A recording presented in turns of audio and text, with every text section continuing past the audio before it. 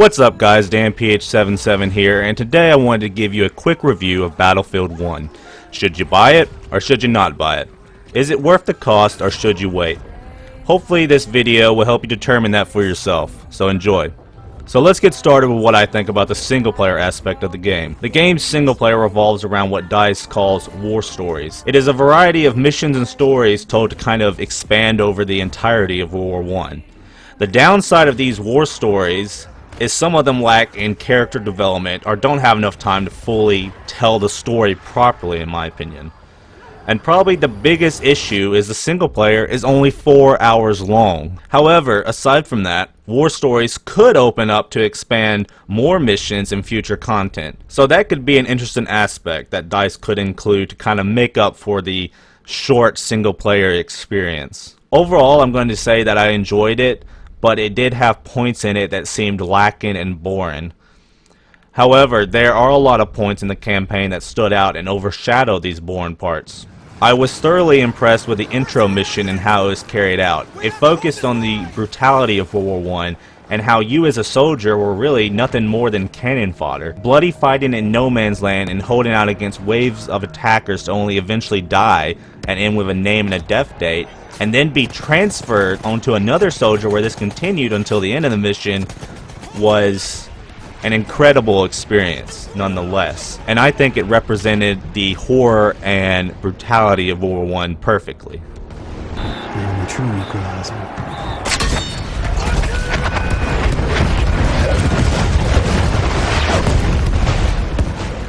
Through Mud and Blood was another great chapter in the war stories, and one of the scenes showed the horrors of being overran and knowing the inevitable, which leads you to flying a pigeon with a mission to basically bombard your overran position. And I thought that was an incredible scene in itself. Like, the cutscene they did for that was amazing. Here it comes, boys. Nice serving with your lads.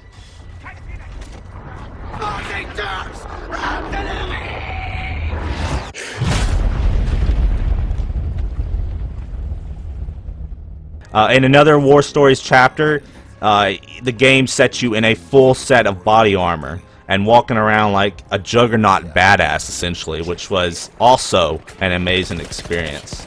And it was very fun to play that mission. Also, the story behind that mission, while short, was well done.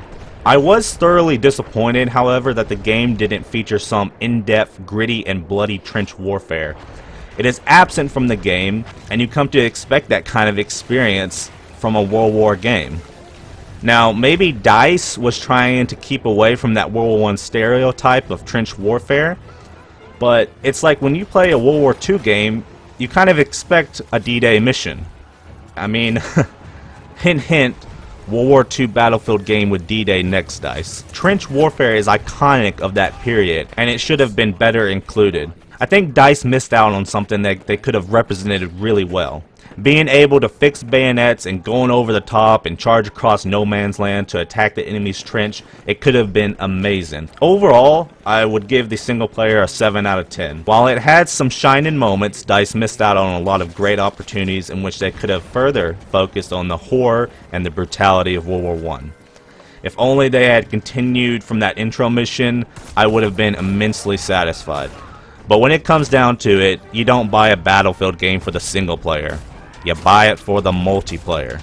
So let's get straight into the multiplayer review. There is not too much to say here if you already know what the previous iterations of Battlefield is like. Overall, the multiplayer aspect is fun and engaging. However, it feels like I am playing a World War I reskin, almost like Battlefield 4 and Battlefront had a baby. But overall, the game still feels fresh, and I think it will offer hours of enjoyment. The game feels smooth, and there's no outstanding issues that I noticed after 40 hours of gameplay. The multiplayer does seem to be lacking in weapon and map variety, but this is World War I, and overall what Battlefield 1 provides is very detailed, and the maps are incredible. The graphics in the game are outstanding as always, and Battlefield provides solid sound design. I was thoroughly impressed with Battlefield 1's sound, as it seemed like they focused on it even more with this title. Bullets and artillery shells whizzing over my head, soldiers screaming, I really did feel immersed in the game. At one point in the game, I killed an enemy soldier with a grenade, and as his limp body flew over me, I could hear the sound of his scream doing the same. Morbid, I know, but wow, I was impressed with the sound design. Overall, I'm going to give Battlefield 1 a 9 out of 10.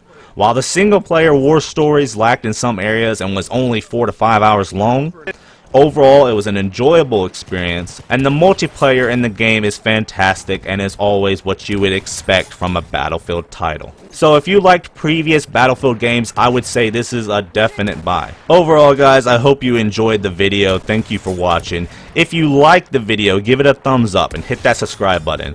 This has been DanPH77, and I'll see you on the battlefield. They push. We push. Every once in a while, we push hard enough that the light breaks through the clouds, and a world beyond the war glimmers, just out of reach.